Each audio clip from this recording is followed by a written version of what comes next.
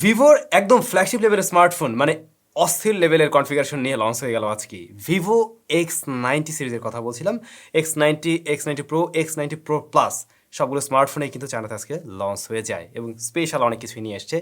Hello everyone, welcome to SamZone। আরও একটি নতুন টেক নিউজ 445। কেমন আছেন আপনারা? অবশ্যই কমেন্ট করে জানান। তারপরে আজকে খেলা তো দেখলাম, তো আপনাদের কেমন লেগেছে খেলার রেজাল্ট নিয়ে? কারা কেমন কি ফিল করছেন কমেন্ট করে জানাতে পারেন। আমরা তাহলে একটু X90 Pro Plus দিয়ে শুরু করছি। Pro Plus এটা হচ্ছে কি একদম বড় ভাই, যেখানে 2K রেজলিউশনের প্যানেল রয়েছে। এটা 120 Hz হাই রিফ্রেশ রেটের এবং কার্ভ ডিসপ্লে অবশ্যই। তবে এই স্মার্টফোনের ক্যামেরায় এসে আমরা দেখছি মানে বিশাল বড় রকমের কিছুই থাকছে। মেইন শুটার 50 মেগাপিক্সেলের, যা সনি IMX989।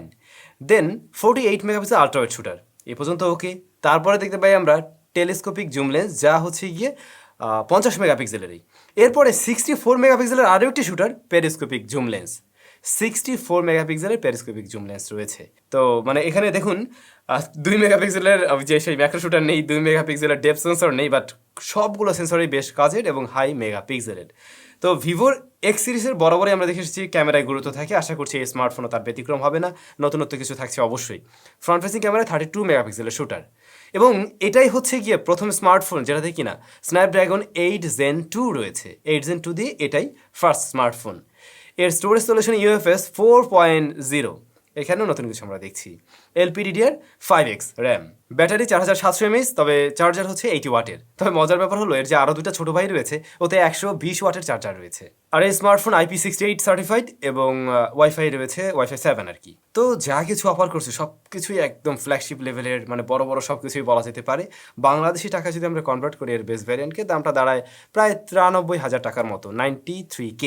বাংলাদেশে কিন্তু ভিভো এক্স সিরিজের স্মার্টফোন লঞ্চ হয় এবং আমরাও লাস্ট কয়েক বছর ধরেই রিভিউ করতে পারছি। আমাদের চ্যানেলে নিশ্চয়ই আপনারা ভিডিও দেখছেন। তো আশা করছি এক্স সিরিজের মানে X90 সিরিজের নতুন কোনো স্মার্টফোন বাংলাদেশে নিশ্চয়ই ভিভো লঞ্চ করবে। পরবর্তী স্মার্টফোনগুলো যদি আমরা একটু দেখি, X90 Pro, এইটাতেও কিন্তু কোয়াড এইচডি রেজলিউশনে, কোয়াড এইচডি প্লাস রেজলিউশনের ডিসপ্লে রয়েছে, যেটাও curve 120 Hz high refresh rate. তবে এর ক্যামেরায় এসে আমরা আলাদা দেখছি 50 এবং 12 আর 32 হচ্ছে ফ্রন্ট ফেসিং ক্যামেরায়। যেহেতু একটু ছোটো ভাই, তো সব কিছু ছোটো থাকবে, এটাই স্বাভাবিক। তবে এর প্রসেসর মিডিয়াটেকের একদম লেটেস্ট ডায়মেনসিটি 9200, যাও আমরা যথেষ্ট পাওয়ারফুল এসওসি হিসাবেই জানছি এখন পর্যন্ত। এখানেও কিন্তু স্টোরেজ সলিউশন আমরা UFS 4.0 দেখছি। তবে এর ব্যাটারিটা হলো 4870 mAh আর চার্জার 120 ওয়াটের। বললাম না যে ছোটো ভাইয়ের বড় চার্জার। এরপরে আরেকটি ছোটো ভাই X90, ওইটাতে কিন্তু ফুল এইচডি প্লাস রেজলিউশনে অ্যামোলেড প্যানেল রয়েছে, তবে এটাও কার্ভ এবং 120 Hz হাই রিফ্রেশ রেটও এখানে থাকছে। বাট প্রসেসর কিন্তু সেম, মিডিয়াটেক ডায়মেনসিটি 9200। দেন এইটার ক্যামেরায় 50-12 আর 4810 mAh এর ব্যাটারি, তবে 120 ওয়াট চার্জার রয়েছে। সো বলতে পারেন একটার থেকে আরেকটা খুব বেশি আহামরি তফাৎ না, মানে লাস্টের দুইটা। বাট যেটা হচ্ছে প্রো প্লাস, এইটা অবশ্যই একদম ডিফারেন্ট কিছু। স্ন্যাপড্রাগন 8 Gen 2 দিয়ে আসছে। তো দেখা যাক বাংলাদেশ আসলে কোনটা লঞ্চ হয়। লঞ্চ হলে নিশ্চয়ই আপনারা রিভিউ পাবেন।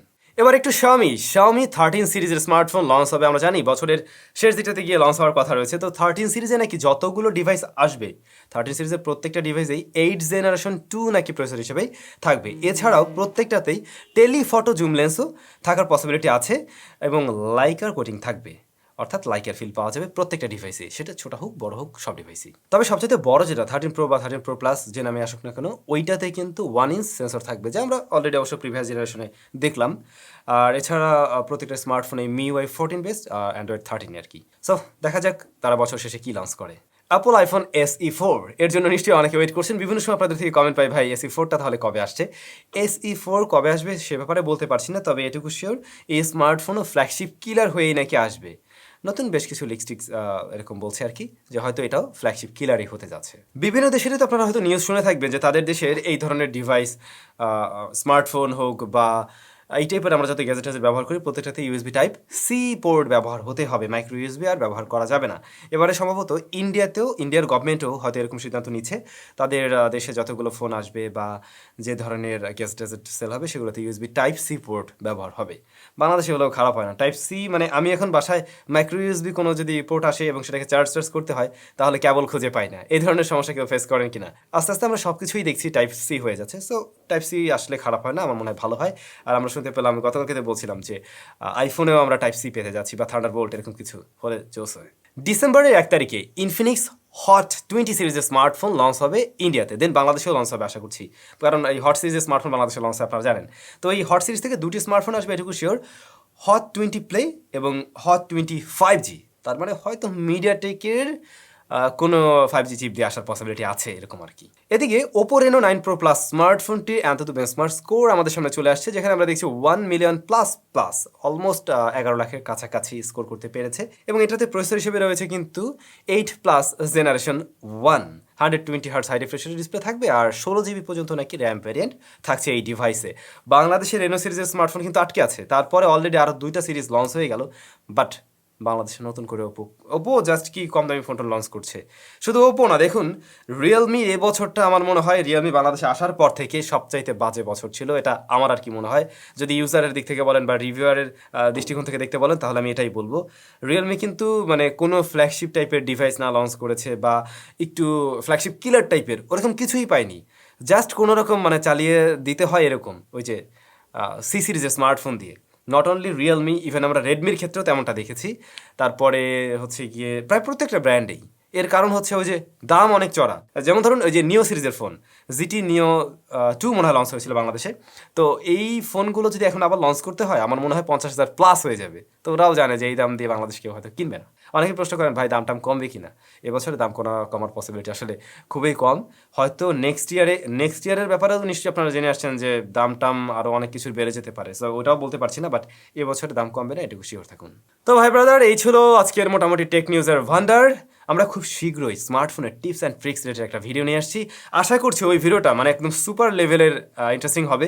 অনেক ইন্টারেস্টিং কিছু আমরা তৈরি করছি, আপনাদের ভালো লাগবে বলে আশা করছি। সো আমাদের চ্যানেলে চোখ রাখুন। এবারে আমরা একটু চলে যাই তাহলে কমেন্ট সেকশনে।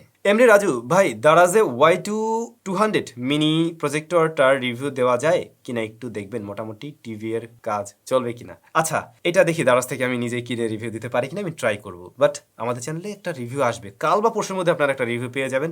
ওইটা ইন্টারেস্টিং জিনিস, ওটাতে অ্যান্ড্রয়েড সহ, বাট সাইজে এটুক। ভয়েস মাই সিং চ্যানেল, ওই আমাদের কোন এক ভাই উনি লিখছেন আর কি, ইন্টারনেট ব্রাউজিং করা যায় এরকম স্মার্ট ওয়াচ দেখান। এরকম একটা স্মার্ট ওয়াচ নিয়ে আমরা কিছুদিন আগে রিভিউ করছিলাম, আমি আবারও ট্রাই করবো এরকম কোনো স্মার্ট ওয়াচ পাওয়া গেলে। তবে এগুলোর দাম কিন্তু অনেক বেশি হবে, আগেই বলে দিচ্ছি, মিনিমাম 12,000 প্লাস। মিন্টু ভাই লিখছেন, ভাই ফোনের দাম এত কেন, ফোনের দাম কি আর কমবে না? প্লিজ ভাই আমার প্রশ্নটা নেবেন। এই যে একটু আগে না বলছিলাম এই বছরই কমার পসিবিলিটি নেই, নেক্সট ইয়ারে কমতে পারে। বেলাল হোসেন, জিপি ইসিম এলটি ওয়াসে কাজ করে? আচ্ছা, এটা আমি না চেক করে দেখিনি, তবে ইসিম রিলেটেড আরেকটা ভিডিও তৈরি করার আমার প্ল্যান আছে, তখন নিশ্চয়ই আমি এটা চেক করে দেখবো যে আসলে কাজ করে কিনা। সবাই তাহলে ভালো থাকবেন, সুস্থ থাকবেন, দেখা হচ্ছে একদম ব্র্যান্ড নিউ ভিডিওতে।